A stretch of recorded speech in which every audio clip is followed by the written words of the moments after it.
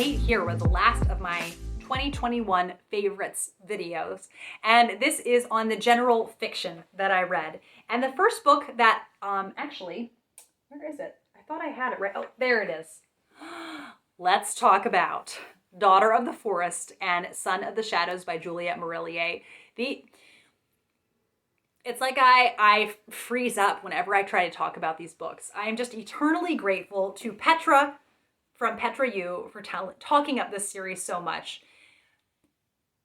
It is a retelling. The Daughter of the Forest is a retelling of the Seven Swans. I think that's the name of the fairy tale, the Seven Swans. And it is just an awe-inspiring book. It is agonizingly slow when you start it, but it is so character-driven, and that's what pulled me in, and it just... I loved this book. I loved this book. The romance in this book. And then the sequel is about following generations and getting to see them. And it was Son of the Shadows. And I loved that one just as much. It just, thinking about those characters and everything they go through. So I really, really want to read more Juliet Marillier. I tried reading the third one in the series, and I got a little bogged down, but that was in August when I was in like a very weird reading mood. So I'm going to try again because I want to love everything by her. But if I don't love that, I might just hop over to a different series or just try the next one. I'm not sure, but I really want more Juliet Marillier reading happening in my life. Yes, I cannot recommend these enough. All right, next is Her Caprice by Kira Dominguez. Do I have that one? Oh, I don't know where that one went. This is a sweet romance, and it started off a beautiful journey in my reading life of reading sweet romance because I knew there was more romance out there for me. And so there are writers who write closed door romances, and it's called sweet romance, that subgenre of romances, and I love it so much.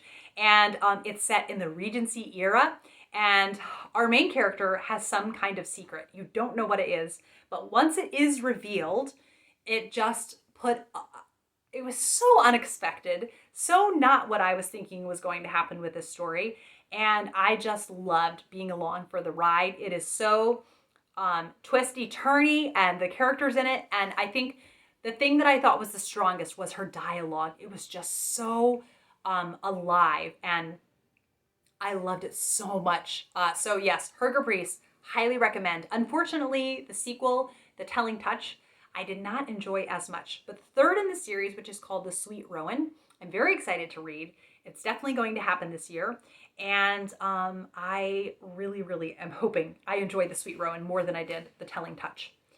And then The Other Bennet Sister. I talked about this with my rereads, but it was also my first time reading it this year, so I wanted it to definitely be on this list of favorites. This is fan fiction for Pride and Prejudice. It is the story of Mary.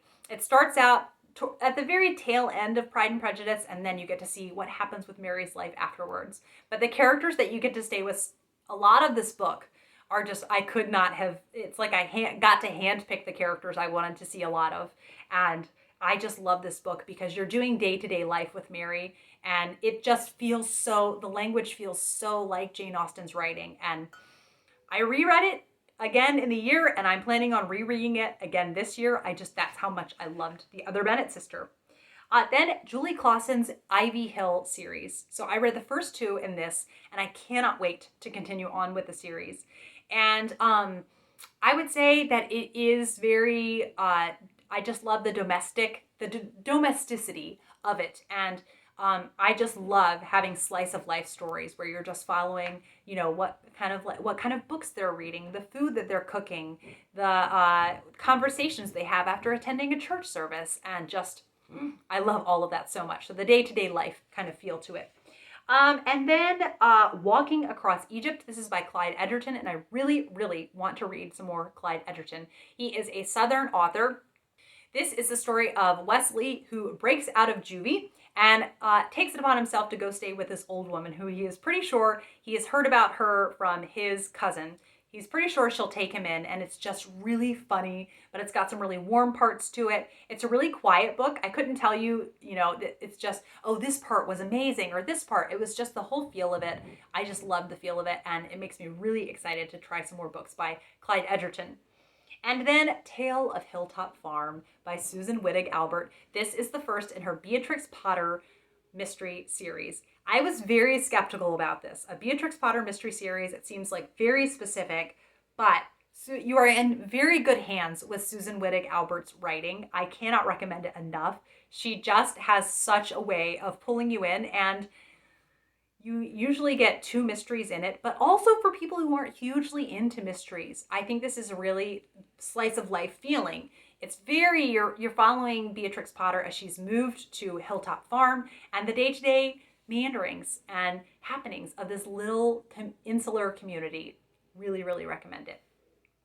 And then for better or for worse, I read volume 1 of this comic series by Lynne Johnston. I was so excited when I saw they were available on Hoopla. I loved this comic series growing up, but I've never read it start to finish in order. And I just saw, I think it's in 2022, volume 6 is going to come out. And that might be all of them that ever came out. So I'm not sure, but I am just loving getting to spend time with this family, watching the kids grow because they grow in real time. It's a lot of the events are inspired by the author's real life. If you want just a really lovely, another slice of life comic series, then I think you should definitely check out For Better or For Worse.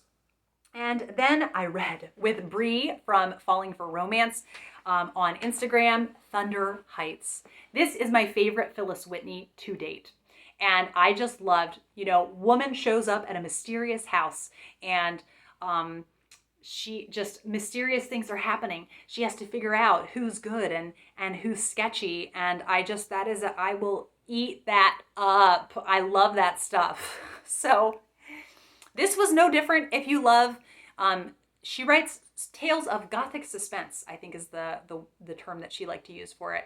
Or romantic suspense is another thing that I would call it. I love Phyllis Whitney's books so much. So if you have run out of Mary Stuart, Phyllis Whitney is your girl.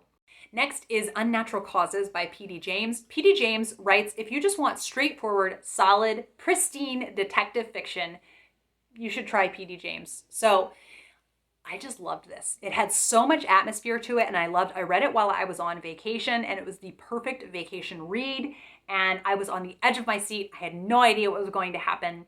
Such a good one. And very plot-driven, actually, for P.D. James. I know that sounds like, why wouldn't a mystery be plot-driven? But her mysteries aren't always plot-driven. Then the Mitford series overall. I have been honored to be one of the hosts reading through this series this year, or last year now. And it has just been such a joy. Not all of the books I have loved as the rest, but it has just been so wonderful to get to spend time in this little community and mainly Father Tim and his wife Cynthia. I just adore them. I adore them so much, and I so wish they were real and I could just have them over for dinner. And it's just so, that is a thing I've realized I love about books is doing day-to-day life with characters, and that is really what you get in Mitford. It can be a little quiet for some people, but I just love it. And all of the kind of, doing just a lot of the things that really matter aren't going to feel really glamorous while you do them. Doing the mundane tasks aren't going to feel really glamorous. But if someone doesn't cook, you're really going to notice if you don't have something to eat. So the small things really do matter. I'd say that's a big takeaway from that series. Then Miss Adeline's Match by Joanna Barker. If you want a really excellent, sweet romance, and I would say this has to be read in the autumn months. It is so good. It is so good. Miss Adeline is a companion, and the young lady she is a companion to has been a disappointment to her whole family because she has not made a match. So her father ships her off to be with her aunt, and Miss Adeline, being her companion, accompanies her and meets. Has a very memorable first interaction, but memorable maybe not for good reasons, but with a neighbor who happens to be exceedingly handsome, and I was just swept off my feet by this romance. Then Footsteps in the Dark by Georgette Hare. This was the Cloak and Dagger Christmas group read-along, and it was such a great way to close out the year. Cloak and Dagger Christmas, I just love it, and it's so fun to be reading mysteries with others who love mysteries as much as I do. And this is just full of fun. If you want kind of a mysterious house mystery and just really memorable characters, and just there was so much to love about this book.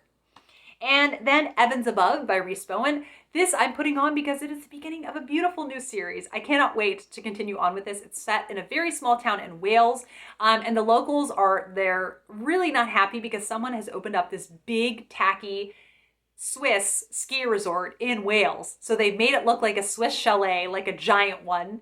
And oh, so good. And I just love the small town feel to it and how everyone knows everyone else's business.